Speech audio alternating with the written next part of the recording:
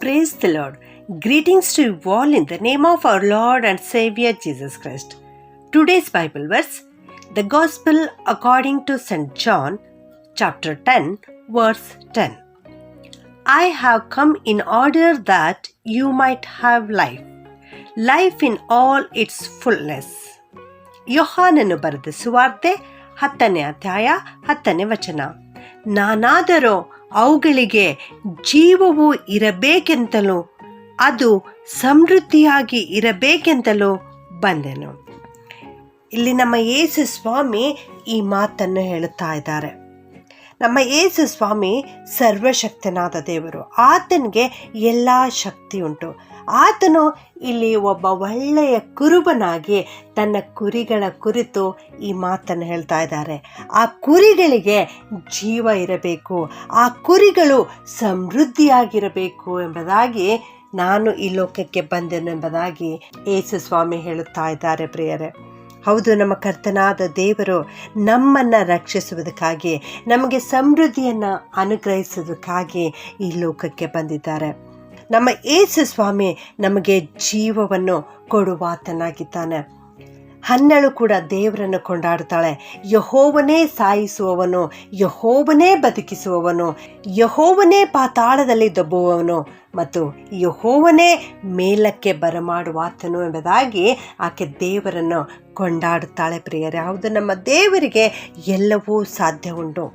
ಜಾರಪ್ತ ಊರಿನಲ್ಲಿರುವಂಥ ಆ ಒಬ್ಬ ವಿಧವೆಯ ಮಗನು ಮರಣ ಹೊಂದಿದಾಗ ಪ್ರವಾದಿಯಾದ ಎಲಿಯನಿಗೂ ಕೂಡ ದೇವರ ಮೇಲೆ ನಂಬಿಕೆ ಇತ್ತು. ನಮ್ಮ ಕರ್ತನು ಬದುಕಿಸುವಾತನಾಗಿದ್ದಾನೆ, ನಮ್ಮ ಕರ್ತನು ಜೀವವನ್ನು ಬರಮಾಡುವಾತನಾಗಿದ್ದಾನೆ ಎಂಬುದಾಗಿ ದೃಢವಾದ ನಂಬಿಕೆ ಆತನಲ್ಲಿತ್ತು. ಆದುದರಿಂದಲೇ ಅವನು ದೇವರ ಕಡೆಗೆ ತಿರುಗಿಕೊಂಡು, ನನ್ನ ದೇವರಾದ ಯೆಹೋವನೇ, ಈ ಹುಡುಗನ ಪ್ರಾಣವು ತಿರುಗಿ ಬರುವಂತೆ ಮಾಡು ಎಂಬುದಾಗಿ ಕರ್ತನಿಗೆ ಮೊರೆ ಇಡುತ್ತಾನೆ. ಅದೇ ಕ್ಷಣದಲ್ಲಿ ಆ ಹುಡುಗನು ಜೀವದಿಂದ ಎದ್ದನು ಪ್ರಿಯರೇ. ಹೌದು, ಎಲ್ಲ ಮಹಿಮೆ ಕರ್ತನಿಗೆ ಉಂಟಾಗಲಿ. ನಮ್ಮ ಕರ್ತನು ಬದುಕಿಸುವಾತನಾಗಿದ್ದಾನೆ. ಯೆಹೋವನು ಅಂದು ಅವನ ಪ್ರಾರ್ಥನೆಯನ್ನು ಕೇಳಿದ್ದರಿಂದ ಆ ಹುಡುಗನ ಪ್ರಾಣ ತಿರುಗಿ ಬಂತು, ಅವನು ಉಜ್ಜೀವಿಸಿದನು ಪ್ರಿಯರೇ. ಹೌದು, ನಮ್ಮ ದೇವರು ಸತ್ತಂತ ನಮ್ಮನ್ನು ಬದುಕಿಸುವಾತನಾಗಿದ್ದಾನೆ. ಹಾಗೆಯೇ ಪ್ರವಾದಿಯಾದ ಎಲೀಷನ ಕುರಿತು ಕೂಡ ನಾವು ಸತ್ಯವೇದದಲ್ಲಿ ನೋಡುತ್ತೇವೆ. ಶುನೇಮ್ಯಳ ಮಗನು ಸತ್ತು ಹೋದಾಗ ಅವನು ಕರ್ತನಿಗೆ ಮೊರೆ ಇಟ್ಟನು. ಆಗ ಆ ಹುಡುಗನು 7 ಸಾರಿ ಸೀತು ಕಣ್ತೆರೆದನು, ಜೀವ ಹೊಂದಿದನು ಎಂಬುದಾಗಿ ನಾವು ನೋಡುತ್ತೇವೆ ಪ್ರಿಯರೇ. ಹೌದು, ನಮ್ಮ ದೇವರಿಗೆ ಎಲ್ಲವೂ ಸಾಧ್ಯ ಉಂಟು. ಅಪೊಸ್ತಲನಾದ ಯೋಹಾನನು ಈ ರೀತಿ ಬರೆಯುತ್ತಾನೆ, ಆತನಲ್ಲಿ ಜೀವವಿತ್ತು, ಆ ಜೀವವು ಮನುಷ್ಯರಿಗೆ ಬೆಳಕಾಗಿತ್ತು ಎಂಬುದಾಗಿ. ಹೌದು, ನಮ್ಮ ದೇವರಲ್ಲಿ ಜೀವ ಇದೆ. ಆ ಜೀವ ನಮಗೆ ಬೆಳಕನ್ನು ಕೊಡುವಂಥದ್ದಾಗಿದೆ. ಆ ಜೀವ ನಮಗೆ ಉಜ್ಜೀವಿಸ ಮಾಡುವಂಥದ್ದಾಗಿದೆ. ಹಾಗೆಯೇ ನಮ್ಮ ಕರ್ತನಾದ ಯೇಸು ಕ್ರಿಸ್ತನು ಕೂಡ ಈ ರೀತಿ ಹೇಳ್ತಾರೆ, ನಾನೇ ಮಾರ್ಗವು, ನಾನೇ ಜೀವವು, ನಾನೇ ಸತ್ಯವೂ ಆಗಿದ್ದೇನೆ ಎಂಬುದಾಗಿ. ಹೌದು, ನಾನೇ ಜೀವ ಎಂಬುದಾಗಿ ಹೇಳಿರುವಂಥ ಯೇಸು ಕ್ರಿಸ್ತನ ಬಳಿಗೆ ಇವತ್ತು ನಾವೆಲ್ಲರೂ ಬರೋಣ. ಆತನು ನಮಗೆ ಜೀವವನ್ನು ಅನುಗ್ರಹಿಸುತ್ತಾನೆ. ನಮ್ಮ ಯೇಸು ಸ್ವಾಮಿ ಸತ್ತಂತ ಲಾಜರನ ಸಮಾಧಿಯ ಬಳಿಗೆ ಹೋಗುತ್ತಾರೆ. ಅವನು ಸತ್ತು 4 ದಿವಸವಾಗಿತ್ತು.